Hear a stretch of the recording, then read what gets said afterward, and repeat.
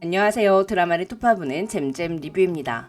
드라마가 끝나고 나면 그런 작품들이 있어요. 스토리를 소비하며 즐거움을 얻는 드라마가 아니라 대사 하나하나를 머릿속에 저장해 두었다가 일상의 순간에 나를 살리는 언어로 끌어내는 드라마. 장면 하나하나, 대사 하나하나 모두 주물러 터뜨려서 그냥 한 입에 꿀꺽 먹어버리고 싶은 소유욕이 드는 드라마.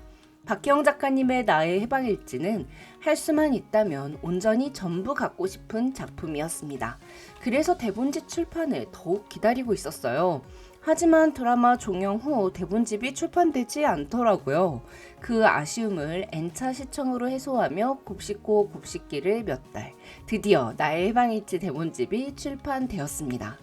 사실 보통의 드라마 대본집은 드라마 종영 전부터 예약 판매를 시작하는 편이에요. 그런데 나의 해방일지는 종영 이후에도 대본집 출판 소식이 없더라고요.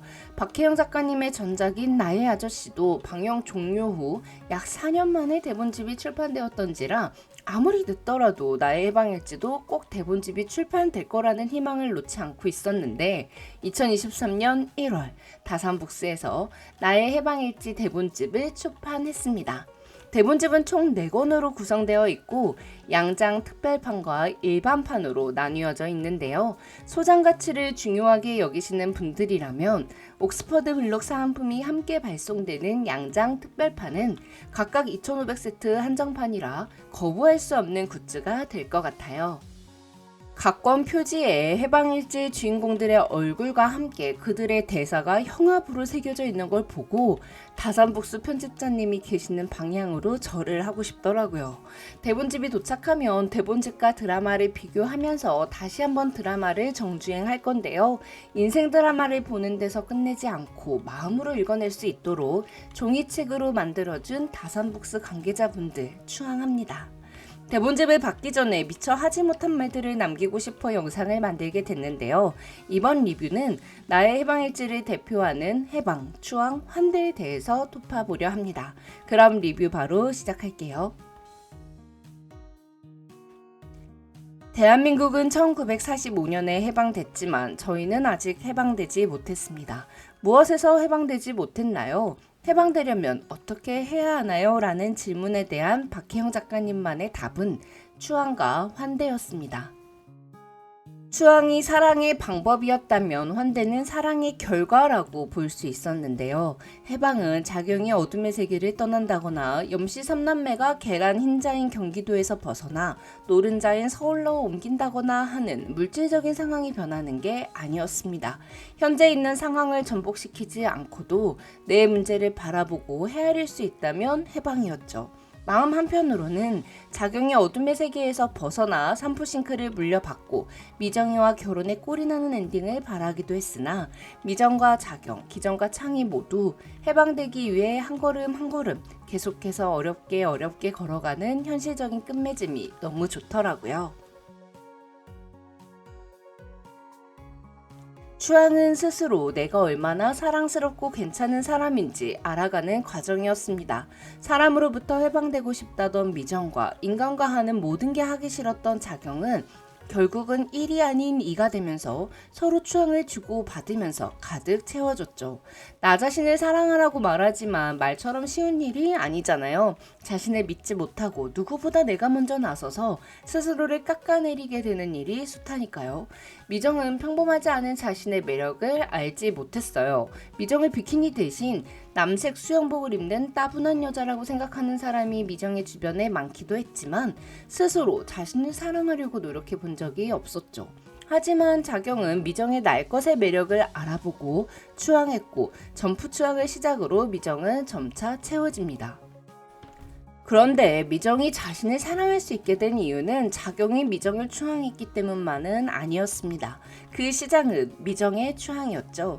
미정은 구씨에게 추앙받으며 자신이 가득 채워지길 바랬지만 실제로는 미정이 구씨를 추앙하며 마음의 도량이 넓어져 큰 사람으로 성장한 건데요. 자경을 마음속에 성역으로 세워두고 그냥 추앙하기로 순수하게 응원만 하기로 했더니 추앙받던 자경도 미정을 추앙하며 추앙 장학생이 되기 시작합니다. 미정이 누군가를 증오하기 위해 누군가의 형편없음을 증명하기 위해 제 자신을 세웠던 전 남친의 결혼식 날, 밑바닥을 보여주려 했던 날, 자경은 미정에게 5분 내로 살 빼고 나오라고 전화를 했습니다. 너가 밑바닥까지 내려가는 걸 내가 보고만 있진 않겠다는 듯이 손을 내밀었죠. 결국 미정이는 전 남친이 얼마나 형편없는 놈인지를 증명할 수 있는 기회가 생겼을 때 전 남친을 위기에서 구해주는 선택을 하면서 누군가의 형편없음을 증명하기 위한 존재로 세워놨던 그 자리에서 나를 끌어내렸습니다. 그리고 내가 나를 사랑하는 자리로 자신을 올려놓았죠. 내 마음속에 증오가 있으면 증오를 느끼고 사랑이 있으면 사랑을 느끼는 건 너무나 당연한 진리인데 그걸 알면서도 잊고 사는 우리들. 마지막 해의 연미정처럼 마음에 사랑밖에 없어서 느낄 게 사랑밖에 없어질 수 있도록 누군가를 추앙하며 살 수 있었으면 좋겠네요. 자경이 술을 마신 건 매일 아침 자신을 찾아오는 과거의 사람들 때문이었습니다.